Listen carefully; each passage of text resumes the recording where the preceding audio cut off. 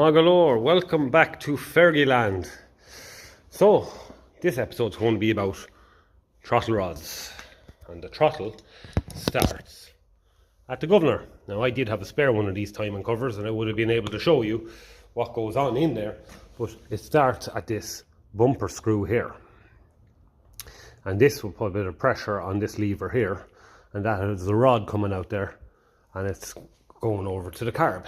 And there's a set of weights in there that are flinging around, and when the engine revs up, it'll actually, when it revs up too much, like going down a hill, those weights will come out and they'll push a little kind of a mushroom lad in against that, and it'll actually push the throttle rod back this way, and that'll shut it off a bit.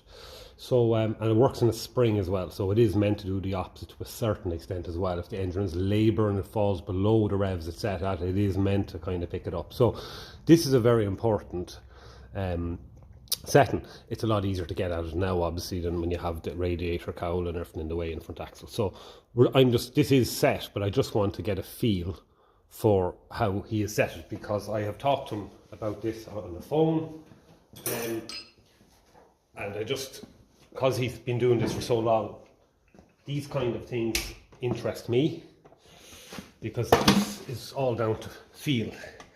So you loosen off the 7/16 UNC nut that acts as a kind of a lock nut, and this stays put. So we're at 12 o'clock, 6 o'clock, there's the slot. So what I'm going to do is I'm going to loosen it back half, 1, 1.5 and 2, and now it's loose. So what he says to do is you have your throttle in the off position, or if you want to do it as they say in the workshop manual, you would take out this little lad here altogether. You would take him out of the equation. If that'll come out easy enough. Okay, I might need to get something on that. Is it a 9/16 or is it bigger? Okay, and then lift off that little cotter, clevis pin I should say, clevis connecting there, and we'll have a look here. So what he says to do is you keep this in the off position, right? So I might just zoom out the camera a little bit. So we're keeping our throttle set off, right? It is on a spring, so when you press it, it comes back a little bit, right? And we're going to then go and just have a feel. So we turned out 2, so there's a half.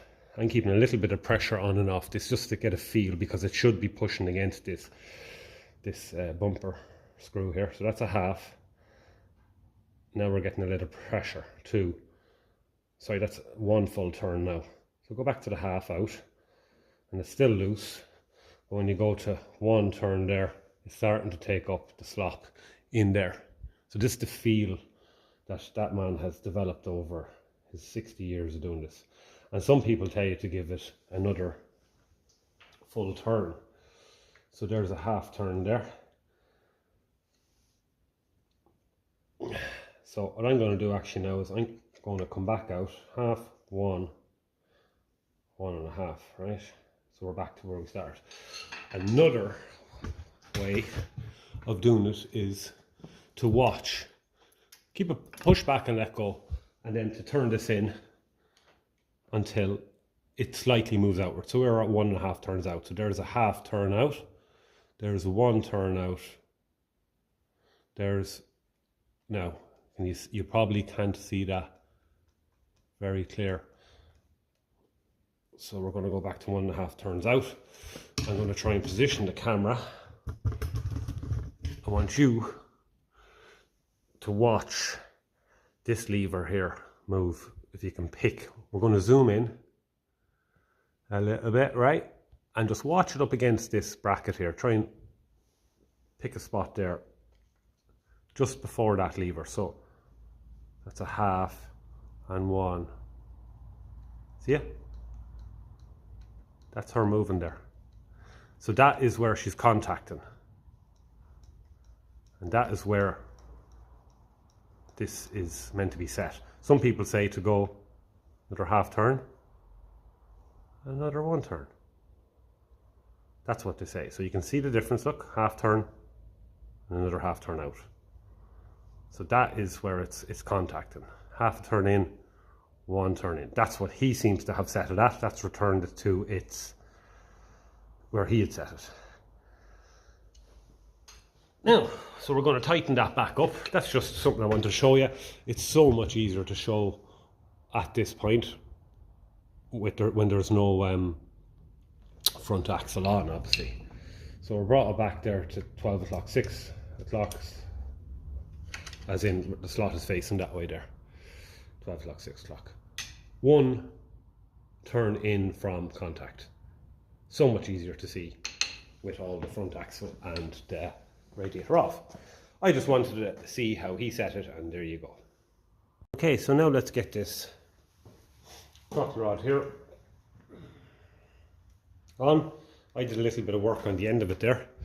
I just hooked it a bit more because it was, I forget exactly, it's been a while, but it was not in the greatest shape. So what I do is I stretch it out and the hook then will go on. It's a lot easier fitting this now than with the dynamo off. A lot easier. So there is a U-clamp under here. So you loosen them two half-inch nuts, and that goes on there. This should turn in there, and you have to get that on. Actually, you know what? It's probably easier to put that on first. And then a bit of a stretch down. We'll see, can we get that on over there? A bit of a stretch, that's okay. And then we want this. We'll turn the throttle rod itself, just let everything centralise a little bit. Give it a full turn there. It's barely gripping it because we're loose. I just want everything just to find its place. And there we are. Okay. Now, let's bring you in closer here. Níos good agus caiimi túlar chailtá tarlú and have a little look at what's happening here. So what they say in the workshop manual to do is, the reason why this spring is here is to return everything back to idle. So it uses this little lad here, this kind of a L-shaped, J-shaped lad here. That has to touch the bottom of that rod. So when you shut off your throttle, this spring is helping to push that rod down, push the carburetor rod back, and that'll shut off back to idle. So you've good engine braking and you have a good idle. So at the moment, we keep our throttle on the dash in the idle position, and we turn this, because if you turn it this way, it'll go in towards the rod, and if you turn it that way, it'll go away. So you don't tighten it that way, you turn it up like that. That's where the spring is going to want to rest. It's going to want to rest straight across. So what I do is I'm tightening these, I'll keep a little bit of pressure in the direction we want this turned. But it's always a good idea just to fit it and turn the throttle rod a few times loose, with this loose, so it'll just find where it wants to sit. I think we're roughly right there. I'm trying to see where it was before. Yeah, okay, so the only thing I will say, if we look here, this isn't straight here, it's at an angle. So what I'll do is we'll loosen this clamp off and have a look and see where it was attached before, because there will be a mark where that has gripped. So this is where it likes to sit, as we saw, but what we'll do is we'll just try and manhandle in a little bit straighter. I don't want this rubbing off the housing there. That will affect it's working. Okay, that's all connected okay down there. Okay.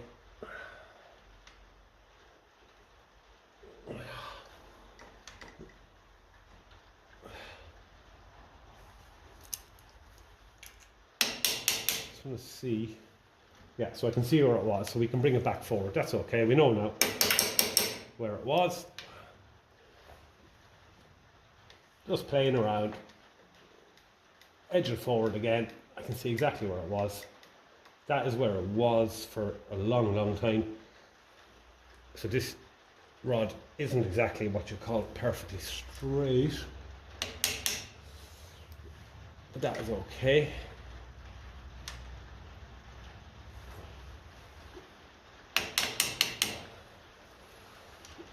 The U-clamp itself is not on straight, so we might keep a little bit of pressure on that as we're tightening.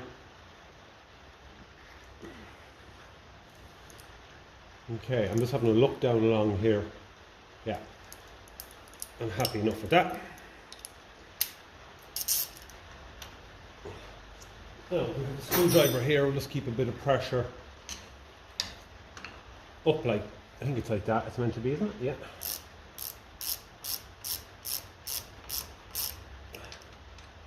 These are all the little things you learn when you go along. As much as, yes, that's where I was for a long time, we're a little bit further back to try and straighten this up.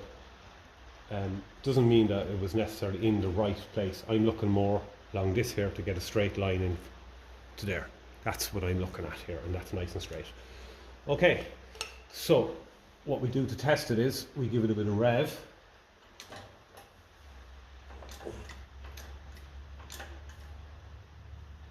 Okay, that's all it wants to rev. And that's full rev, it's not going forward anymore.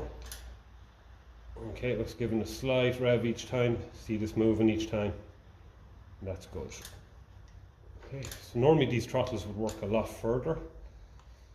Maybe the governor setting was that extra turn has affected it. I don't think it's affected that much. That's something we can change if we have to. That's how it was set. I just wanted to check and see how it was set. The movement on the throttle seems to be fairly short. Normally you would see these throttle levers moving a lot more than just idle, right? The spring is fine, that's just everything springing back to full. They would normally rev a lot, the lever would normally go down a lot more than that. So that could leave us with a very sensitive hand throttle.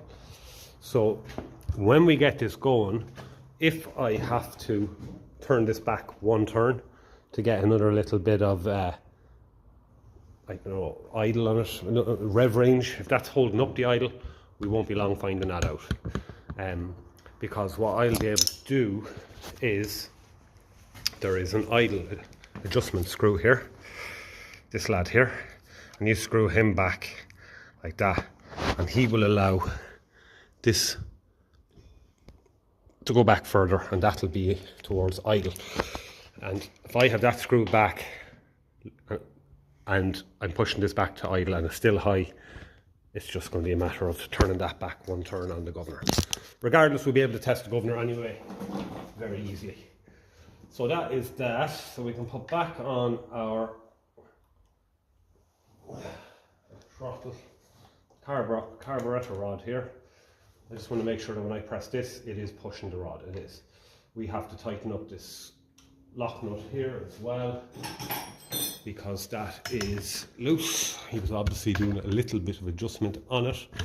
So we'll try and get you in there, because I want everyone to see what's going on here anyway.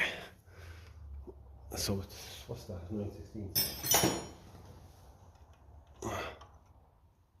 Okay.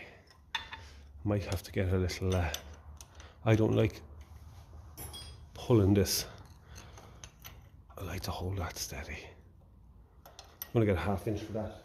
I want that nice and snug, because there can be a little bit of free play in the threads.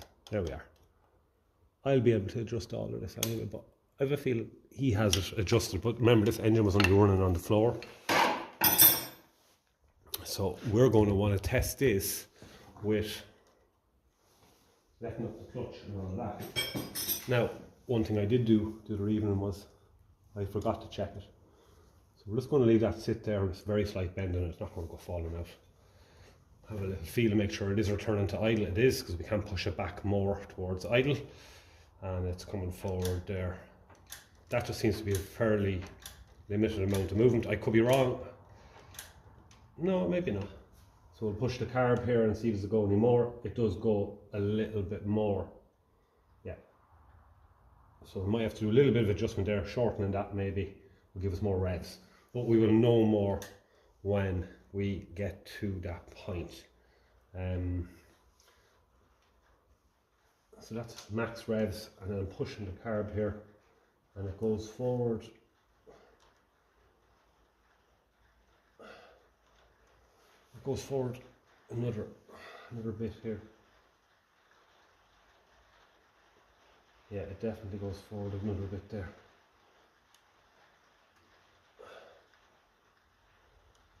And the nut on the back of this actually is a little bit loose, the brass nut, so I'm just going to give that a nip here. This is the beauty of having all of this front axle off.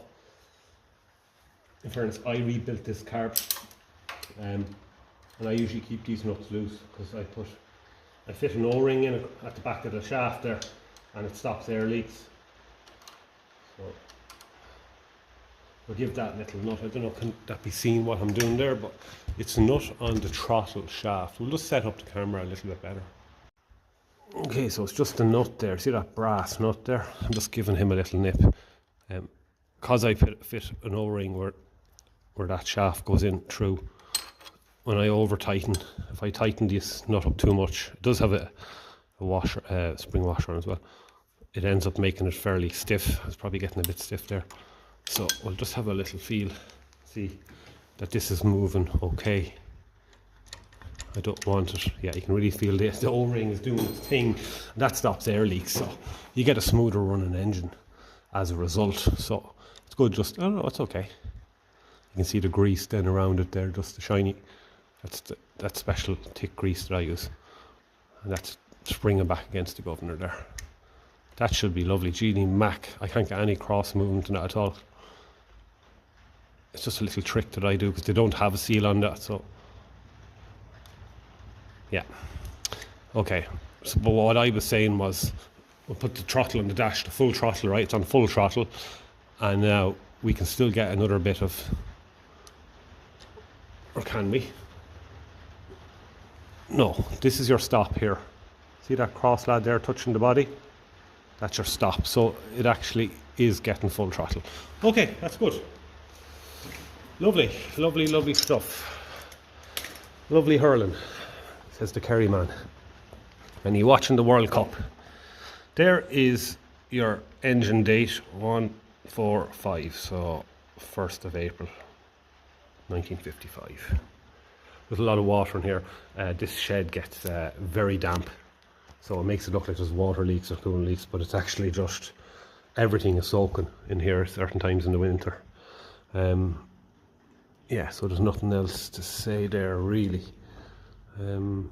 Just gave our drain tap a little nip. I went around all of these on the timing cover as well and just gave a little feel. He uses a lovely kind of Indian head, I think it's called. So you can see why I never bothered putting on the front axle and all the fans and everything, because you get in to everything here nice and handy the way it is at the moment. So we are nearly ready, considering this video was meant to be about throttle rods. We have idle a little bit more. You can see it starting to pick up here, pick up slowly and slowly. Sometimes they are a little bit notchy and they all of a sudden go forward.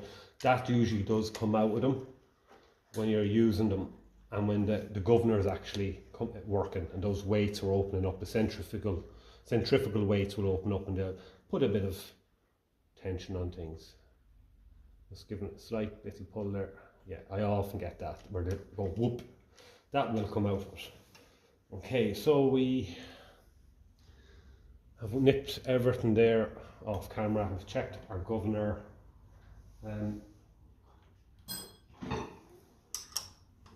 We can just nip our fuel line here. Nice and easy. Has Z on it there for Zenit. Nice original one. I like these to be as loose as possible, because you don't want to go affecting threads. So we're looking around. We have our choke. We did it yesterday. Choke, lever, crankcase breather on, intake pipe on. Starting to look like dynamo fan. And then we can do fan belt. So our dynamos here, we had to, well, there was an alternator on this track. So I ran it past the owner. I said, would you prefer it to be original with a dynamo or leave the alternator? And he said, no, original. So I said, if you go original, I can buy a good aftermarket wire and loom. I said, wire everything up as factory standard. That's what he agreed with. So that is all right. So in with that. I like the look of the dynamo, so I do. God knows I have a lot of videos on doing up the original Lucas dynamos, the Lord God. I went through some of that, mounted them, the commutators were nearly wrecked and all of them.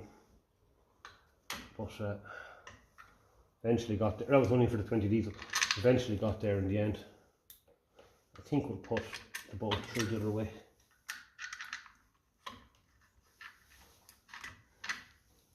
It's usually normal to see the head of a bolt, not a nut, I suppose, in this case, because the head of the nut is hidden down there. That's okay. Togama. Might just lift up the camera. You may as well see what I'm doing as to be guessing. Okay, now.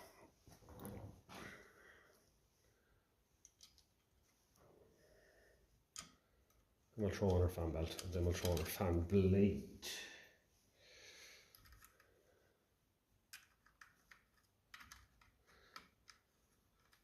Fan blade has to go on one way. We'll have a look at that there now when it comes to it.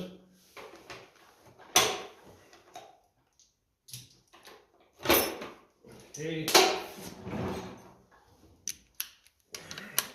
going to work that. We don't have to tighten these up because we'll leave all of that for when it comes to tensioning the fan belt. So just take up a little bit of slack. Okay, lovely. And the same with the bolt going through here. A little bit of slack taken up on it. I think that's about right there, yeah. And the same down here. He's next for shaving. Just a little bit of slack. Get a better feel when it comes to tensioning the fan belt. Fan belt is new. I think there was a thin belt on this for an alternator. So we went and got a new one. So much easier doing all of this with the front off the tractor.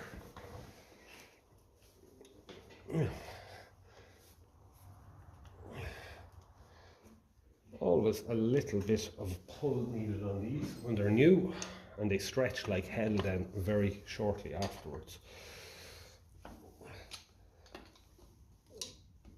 I might have to put this on and then actually pull out the... Actually, what I have to do with these now, I'm just remembering now, it's been a few weeks since I had one of these off. I think you have to usually go in at an angle, or as they say in Ireland, at some place, at a scow. At a scow, at an angle. It comes from the Irish word scow. A lot of the English we speak in this country actually is from the Irish language. It's crazy when we say words in English that a lot of people who speak English in other countries wouldn't understand, and that's because it's from our own language. Well, anyway, at a scow means at an angle like that. There we are. And now we lift it, just because it's new. It won't be long stretching. I remember my 20 diesel when I replaced the fan belt. It was the exact same. It took a bit of manhandling to get into place. And that had to go in a scow as well. Now, but when I checked the tension on the fan belt, a short time later, it was gone loose. So It's one of them things. Now let's just have a look and make sure this is all lined up. Might have to do a bit of messing here with this. Yeah, it's a little bit far forward there. It's another problem we're having with these bloody dynamos and pulleys. It can be hard to get everything lined up with them,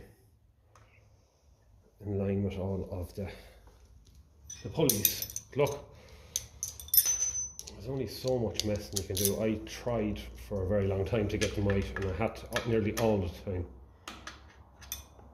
do a bit of doctoring.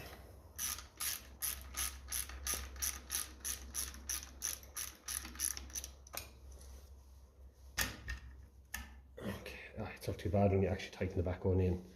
That's good. Okay, what we'll do is we'll tension the dynamo with a jack.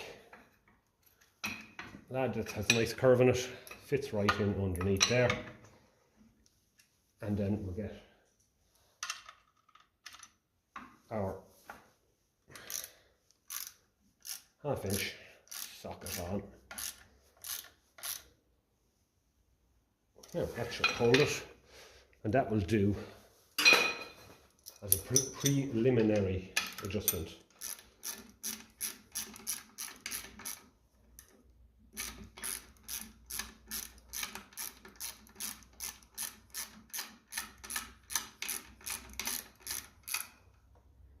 Okay.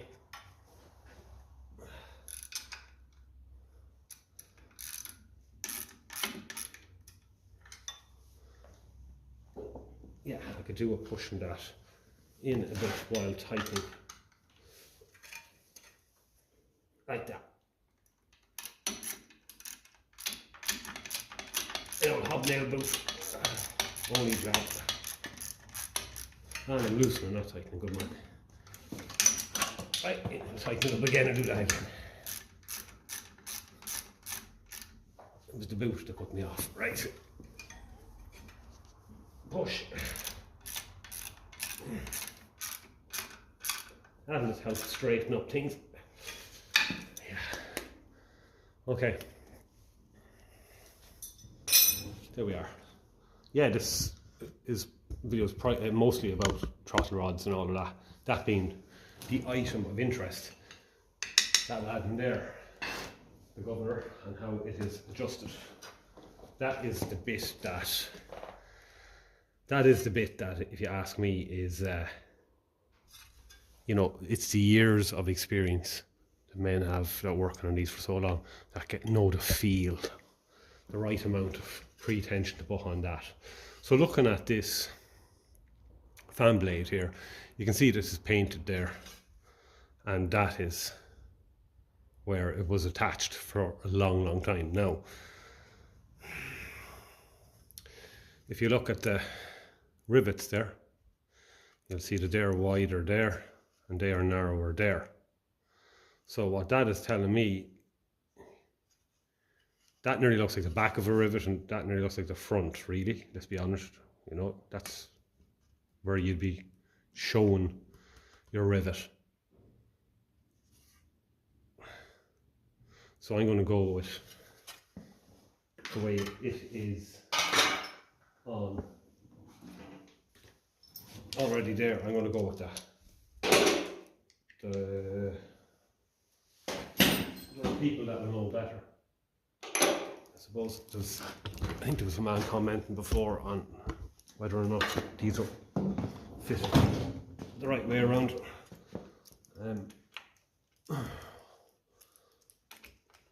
I must look at my gold belly and see.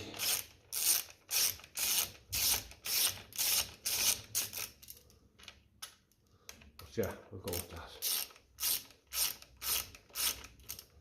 What we'll do is actually have the drill there, just to spin them off a little bit quicker.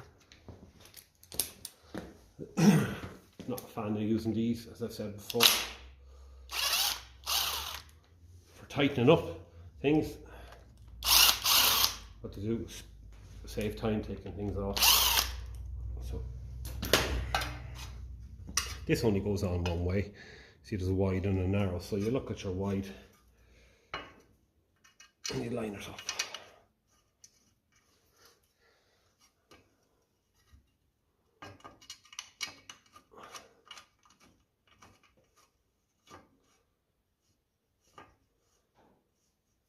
I must actually look up again and see what way they're meant to go on. If it has to be changed, we'll change it.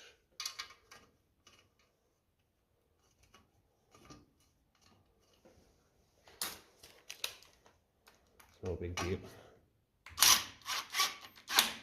I'm going to spin them in.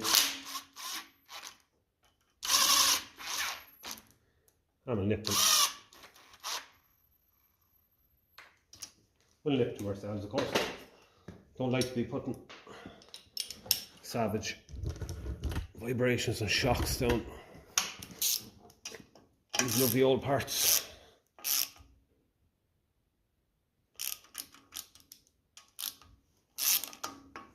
These all have the spring washers on them, of course, as well.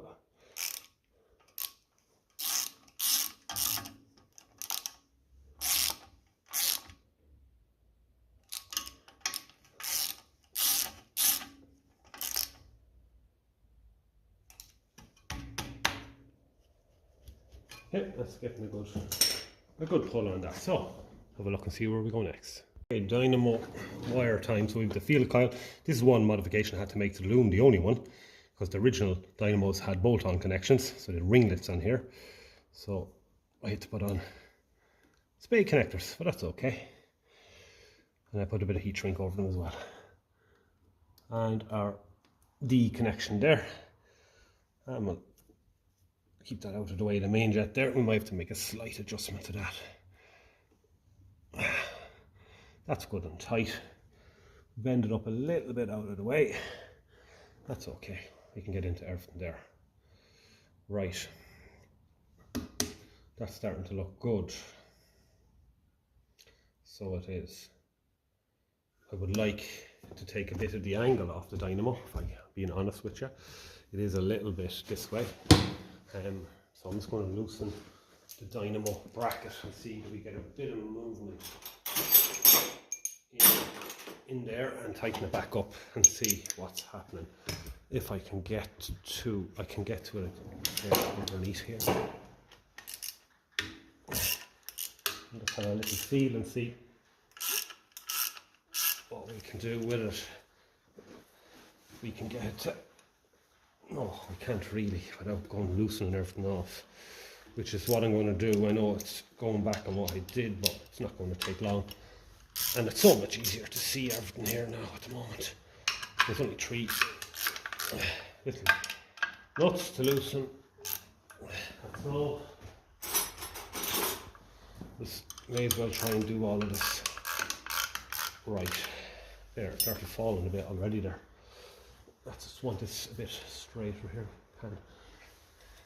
If I can.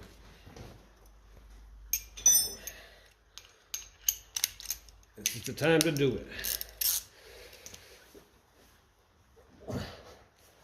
Right, if I get something in there, give it a little pull. Careful what I use. You get something in there. Yeah, I get a bar. Just want to straighten things up a little bit if I can.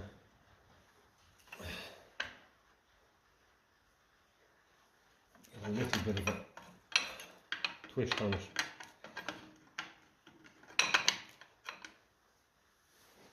A little bit of pressure as we tighten.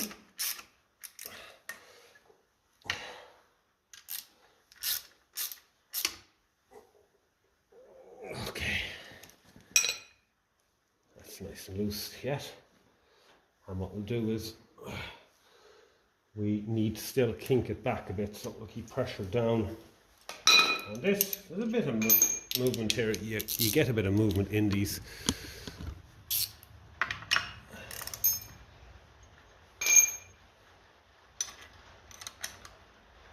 Bring that down there.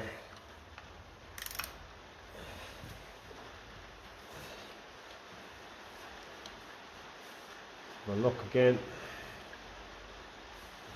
To get a bar in would be great. Probably going to be hard to get the bar in and tighten.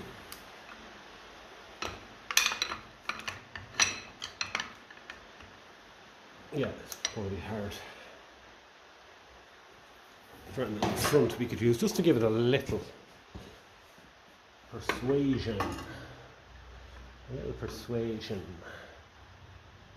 You get a spanner on there. Or would you actually hold it, would it?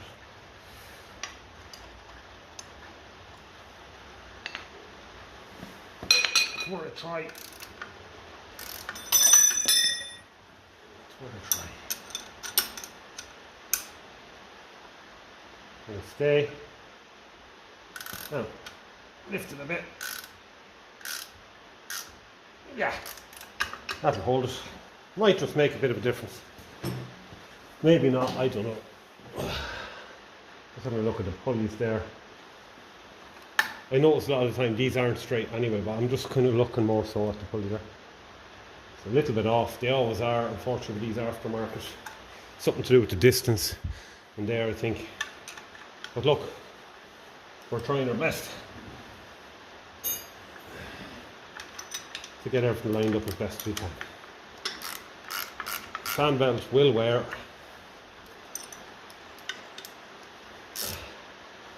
How are we on tension?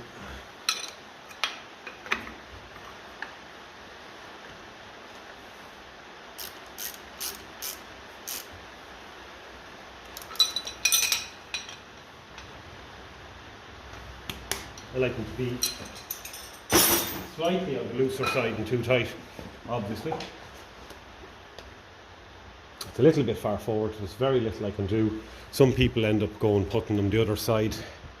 They'll put in there, move that to in there, and they'll put a spacer there. I don't like the look of that, but as you can see, we are pushed out a little bit. If I have to do that, I will know when it comes to it.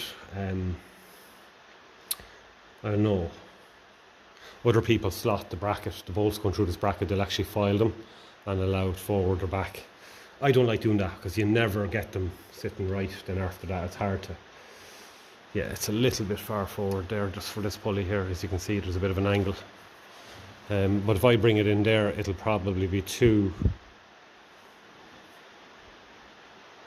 It'll probably be too far the other way. God, it's hard to know. It looks good there and there, of course, but I think this dynamo was meant for a lot of things. But look, we're not going to go fussing about it too much now. We'll see how it goes. Looking back here at it, you can see what I'm talking about. It's just a little bit kinked out. All of mine are a little bit. Unless you have the original one and redone, it's very hard. But look, we're not going to fuss about it. We'll see how it looks. If it's making a lot of racket or it won't make a lot of racket because it's tensioned, but it's about as good as we can do for now anyway. Next thing I'm going to do is fuel tank, and this one has its original sticker there to avoid damage. Starter, keep starter depressed, something like that, clutch pressed, all of that. Like to see that sticker on it. Actually, we'll put that to one side because we have our bolts. We have some of our bolts in here, and we're going to take them out. I think I had to do a bit of work on these. I think I threw the tap down through them. There's captive nuts in there. I think I replaced some of these. Okay. So we'll come back there when we're ready to fit this. Nice to get this fitted.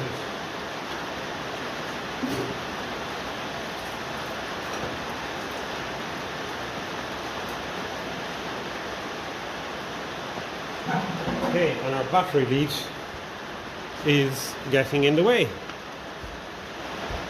So that will have to be going a little bit. I have a feeling we'll have to shorten that because that's going to rub against the bonnet there, so that's not going to cut it now at all, unless we can get it in there.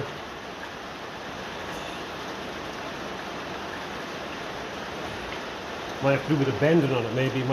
Yes, bending will work. Bending will work, I think. We will look into it further.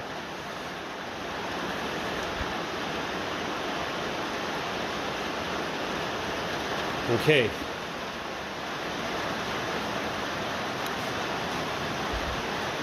Again, it's a lot easier to access all of the nuts and bolts. Front axle off, the front here.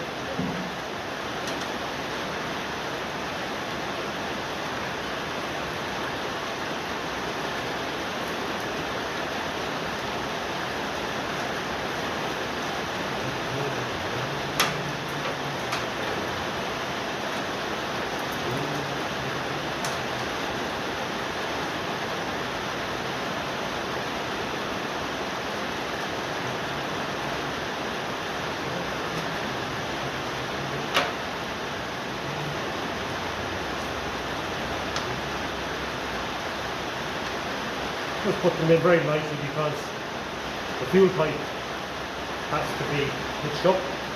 So we'll get the work lamp on that. I like to do that first because it means we can move the tank to suit the pipe. Okay, so your fuel pipe in behind here. It's going to be hard for you to see what I'm doing here because behind the tap, so I'll give you a look. Once we have it on, this will be a little bit springy. Oh look, we have that on there, lovely. We put our lad in under here, in the middle. Had to do a bit of work on this fuel tap. It's all in the earlier videos in this playlist. So if you look at playlists on the page, on the channel, you'll see the playlist for this 55, and you'll see the work I had to do on this. Sort of screwing up the lovely brass nut here. That's going to pull the olive into the back of this fuel tap and seal it. Top quality parts, I have to say, made by E-Knots. That's what's written on them. All brass, very nice. So when you're tightening these, I just keep the bracket pulled in. I replace the sealing washer in there as well. And on the other side here, we'll lift up the camera a bit. These tanks are a lot higher than the gold belly tank, so I find there's a fair distance to get your fingers down in there, so I took out the battery so you can access the bolt a lot easier. There's captive washers in there as well, so you can put your finger in underneath here and push it forward to get to the bolt when they're not seized solid. And these ones aren't, but I think I ran the tap down through these. Now, and the one in the back there as well.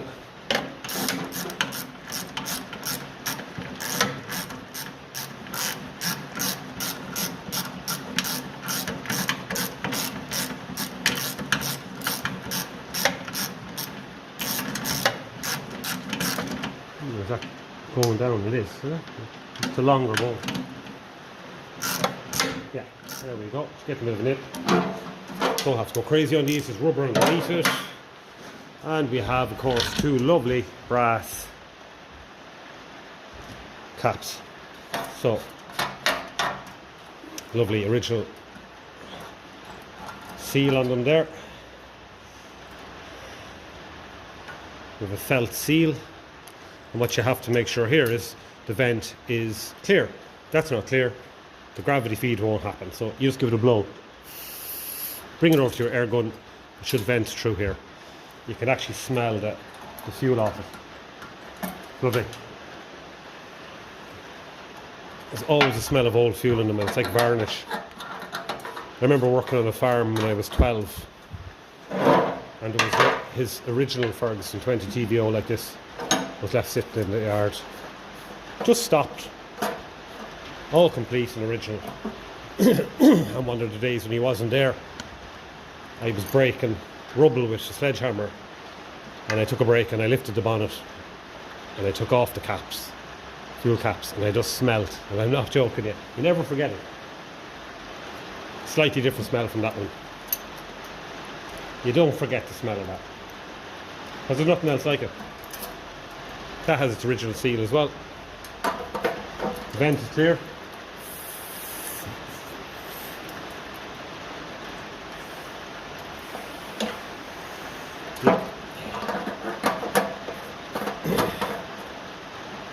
One of the biggest mistakes is not making sure they're clear, because you'll be messing with your car, you'll be messing with everything, ignition, a whole lot, changing batteries, whatever the case may be. When they're not clear, she ain't going to be happy. So that was the time to do that with front axle off. It's handy for the front bolts. Lift this in.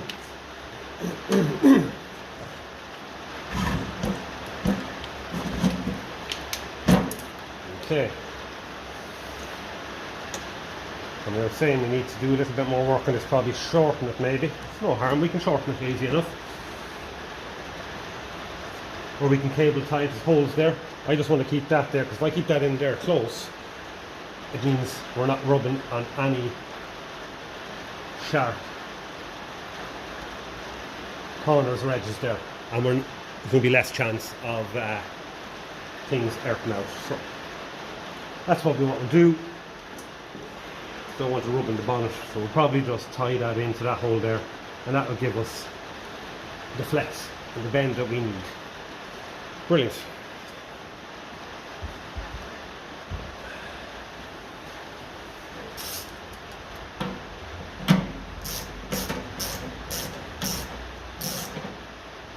Don't have to go crazy on these, the rubber will take up the slack.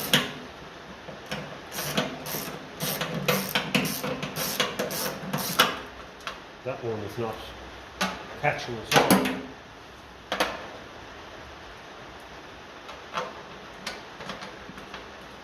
Get the work lamp behind us there instead of beside us. Shine a bit of light on things for us. Actually, we don't need it. It looks better through the camera than it does with the work lamp. Let's see what's happening this side here. It's not really gripping it at all. The swap bolts there. It's a bit longer. Feels like it's doing its thing there anyway.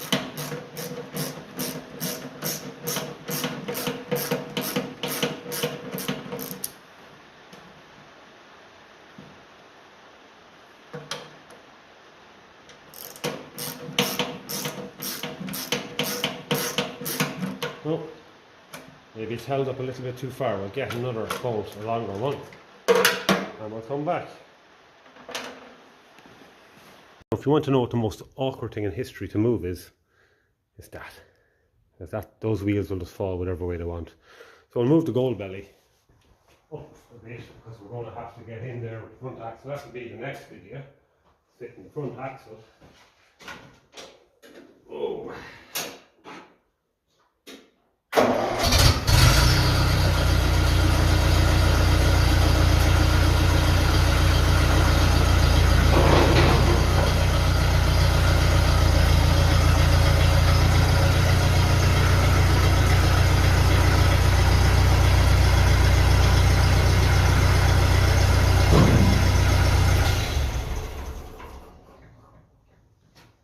Okay, the gold belly, the old petrol's always start. Easy. This thing went straight towards me throttle when I tried moving. It's a real two-man job.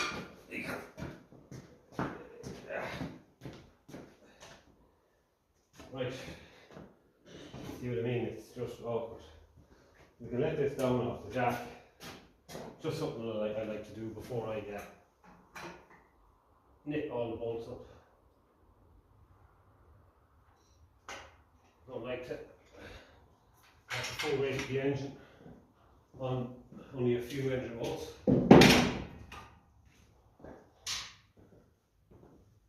Okay.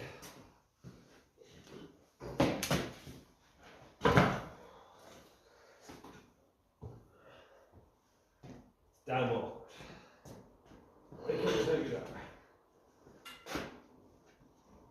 Maybe you could do having two people at. Be careful with your engine components.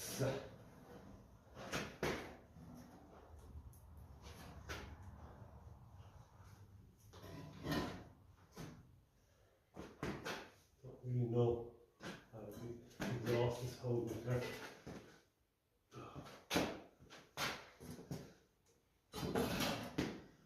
down the exhaust is easier, obviously.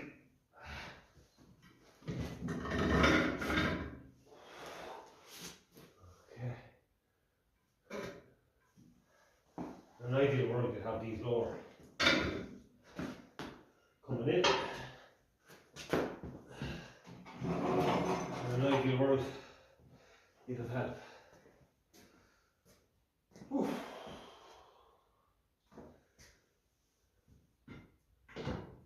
Okay, so we've one side in, sitting in the cup there, so probably better off, because we have it in the little holder there, probably better off just shooting that on just for the time being, and whether it's loose, just to keep it from shooting up.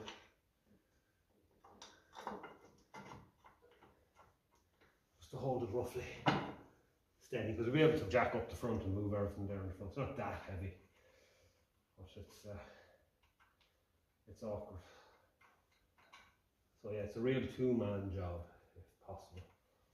Okay, that's just sitting in that holder there, and then we can manhandle this side into here.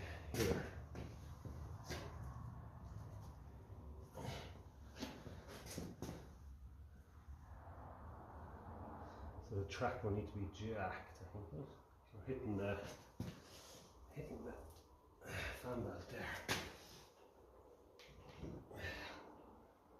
We need to come over this way a bit, that's all. Right, look. Yeah, that's a bit more like it. And we're in this side here as well. So.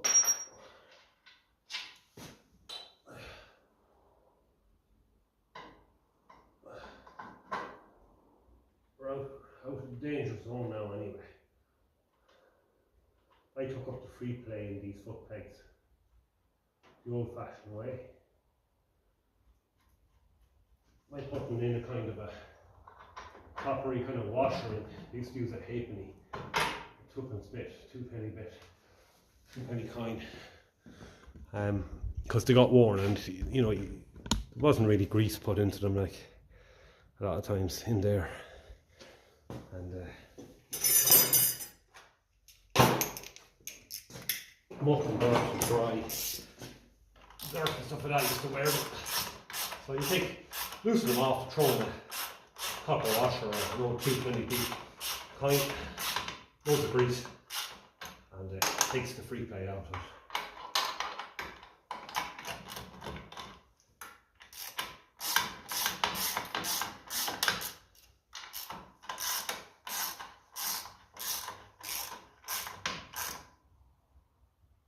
There's no point having it too tight because we have to manhandle front into position. But that'll do just to hold things, and then we just have to obviously line things up there properly.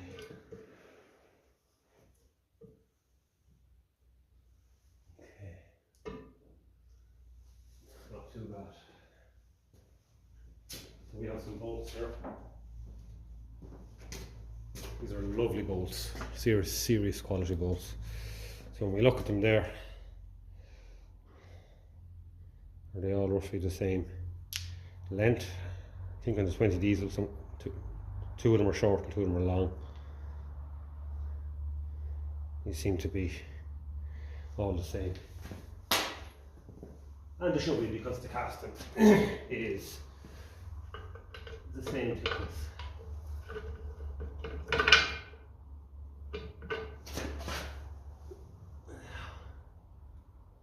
Actually, I'm going to poke the bolts through from the back into the front. As I said, it's always nicer, I think, to look the head of a bolt than the nut with threads coming out of it. There's a bit of free play in the front axle pin, but not enough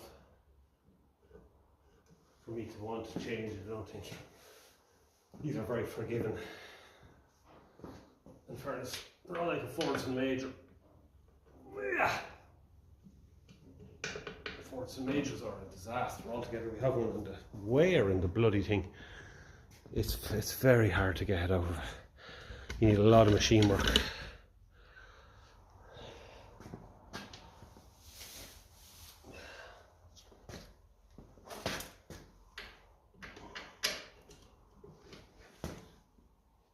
Might need a bit of a jack there just to lift that up a bit. That's okay. We'll do that.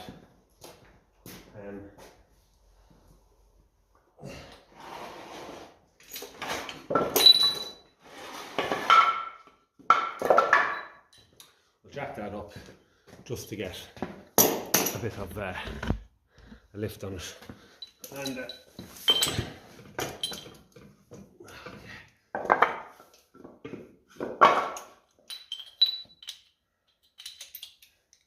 this was meant to be tomorrow's video, but you know what? The wife isn't shouting out the door yet, so we'll keep going.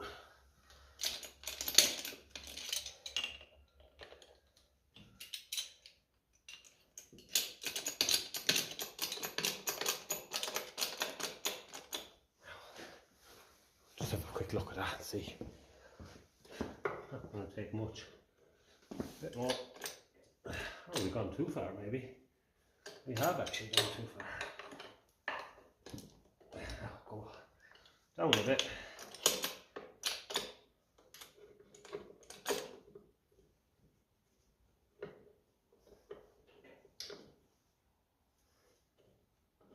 I'm going into it there slowly now. Treading in through it.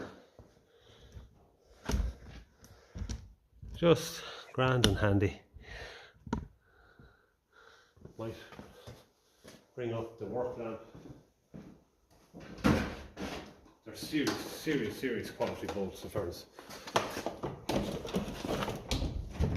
Strongest bolts on the tractor, I would nearly say. I'll give you a better look. A bit of pressure on it there now, so probably just a little bit too high or too low. But we'll just take it in nice and handy there. But can't really go doing much tapping there. I'll get a hammer.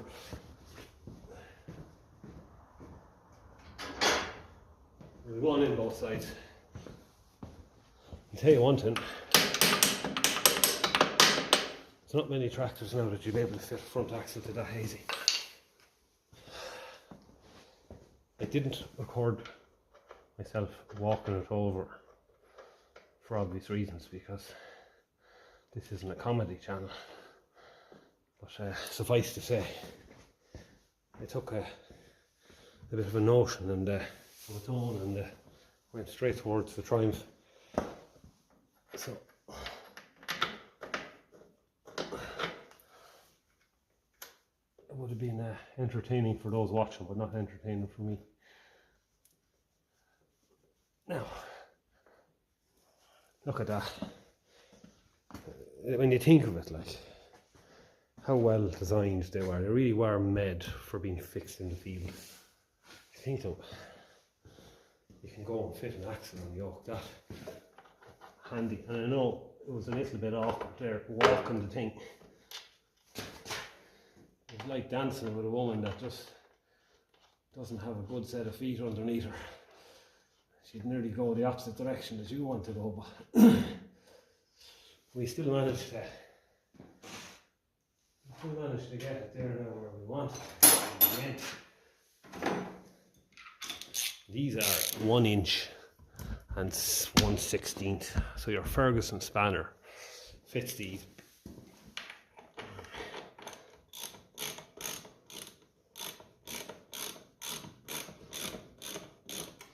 Just get a little nip on them there before I get a spanner on it. My God, I can tell you there are some bolts way over engineered.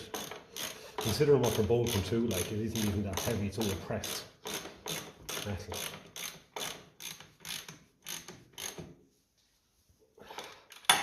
Savage bit of kit. So I only have a metric, I don't have another one of them, so I'd say we're talking about 27, let's say, in the millimetre world, in the metric world.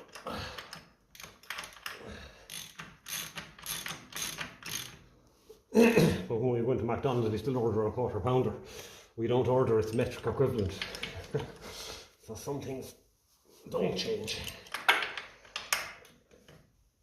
Yeah. Now, as good as the Ferguson spanner is and all, I don't know would you get enough of a nip on it, but in the field. But you definitely be able to limp home with it anyway. You wouldn't be in fear of it falling off.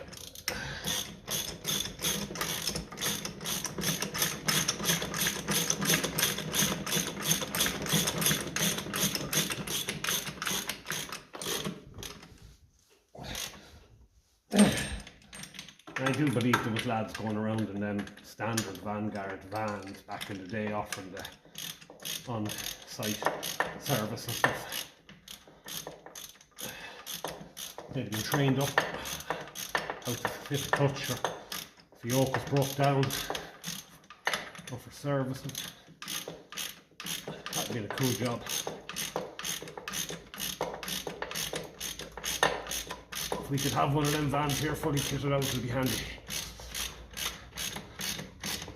At the same time, we're getting by. Yeah. Alright. The old metric, you see, just doesn't have it. The old Imperial socket doesn't slip. So all I have to do now is just put in, there is a bolt down there on the sump each side. So I'll go and do that each side, and then we have our front axle on a lot quicker than I bloody thought we would.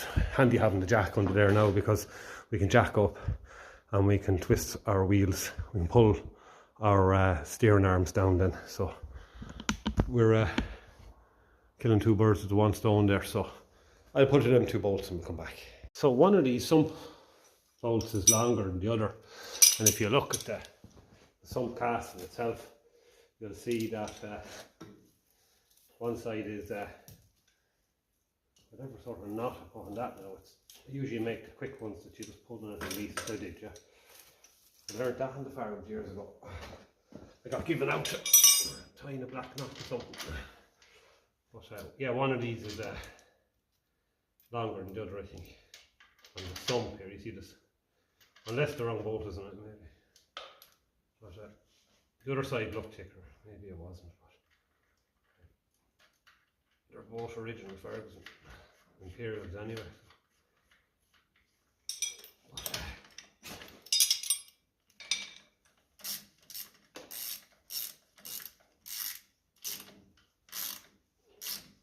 Yeah. Oh, there's a bit of fitness involved in that now. I'm extremely unfit. I nearly get a heart attack if I run up the stairs too quick. But and the missus is given out to me for being out here. At least I can pretend it's fitness of some kind anyway. So there we go. While we're here, why wouldn't we just? We can't go turning off the lights in the shed and calling it a night. Leaving her look like she's drunk there with the two legs. That's an awful angle.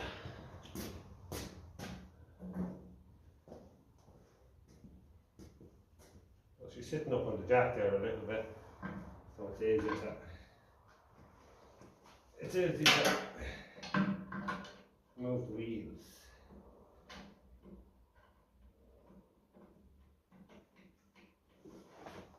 And the other side as well.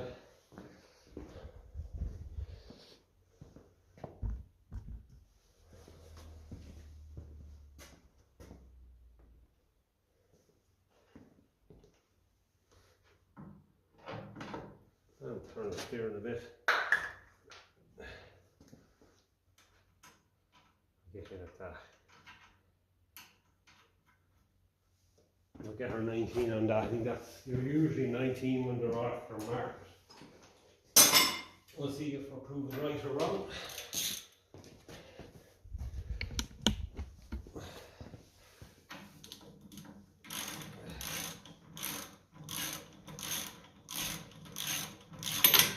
These are on the wedge, so you tighten them down. She catches into the arm.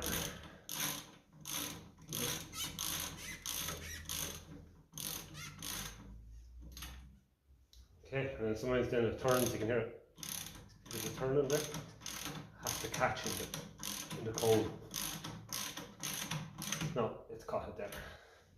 And the same with the other side. If it doesn't catch, what you can get hit with a wallop of a lump hammer, like, or a rubber hammer or a mallet, and what it does is it'll push it down into the, and a nut came off, and you can push it down into the cone, that cone shape going into that arm, and it'll catch it and it shouldn't spin then. Some of the newer ones actually have an Allen key head in them in the bottom there, but you can hold it.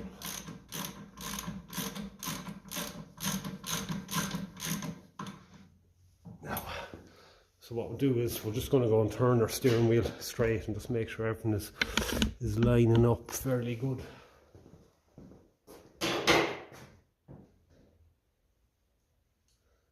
Okay, so what they say to do when you're setting your steering roughly, and this is all just goes to show how well designed these were.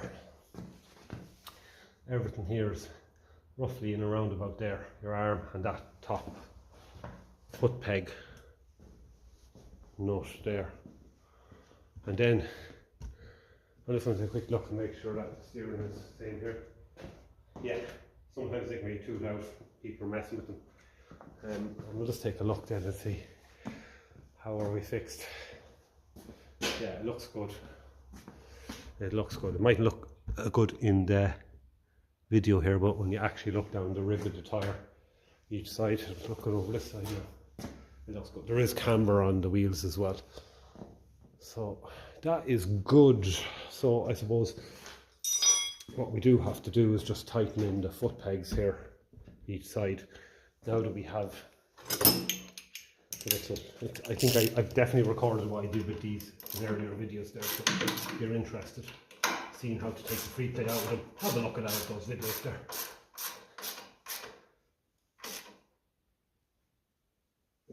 And I'll show you how to check the free play as well. What you do is you grab your wheel, bring it back a bit there, you grab your wheel